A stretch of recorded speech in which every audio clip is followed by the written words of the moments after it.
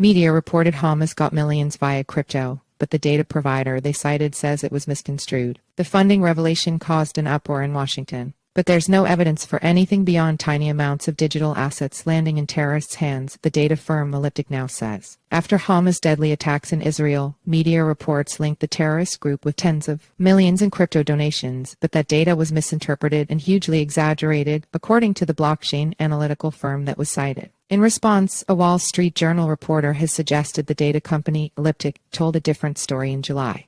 Talley, the journalist, was one of the authors of the October 10 Journal piece that noted more than $90 million in crypto went to terrorist groups, attributing the claim to Elliptic data. In a blog post this week, Elliptic said that while Hamas has begun to experiment with digital asset fundraising, the amounts raised remain tiny compared to other funding sources. Elliptic said the company has been in contact with the newspaper to clarify this point. The newspaper didn't immediately respond to CoinDesk's requests for comment, but Talley took to X on Wednesday in an attempt to contrast Elliptic's current statements with its post in July that the newspaper relied on. The reporter highlighted portions of the July post that said cited Israeli seizures of crypto wallets worth $94 million linked to Palestinian Islamic Jihad, which coordinates with Hamas. Allegations of the crypto Hamas storyline sparked a major response from more than 100 U.S. lawmakers, including U.S. Sen.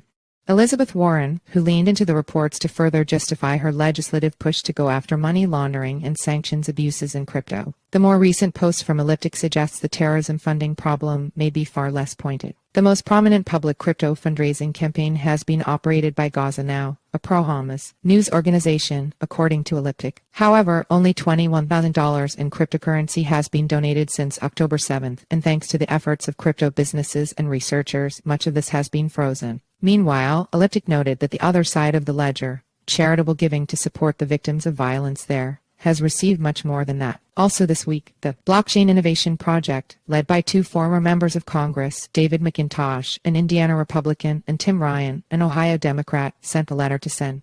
Warren and others to counter the lawmakers' recent claims. Warren's office didn't respond to a request for comment on the confusion. The crypto connection to terrorism in that region is present to some degree, however, noted by the U.S. Department of the Treasury when it targeted Hamas supporting crypto wallets, and at least one business that handled Bitcoin transactions. As Elliptic noted in its blog post, Hamas said it stopped fundraising in crypto in April, with the group noting that blockchains are a danger because they expose supporters to the authorities.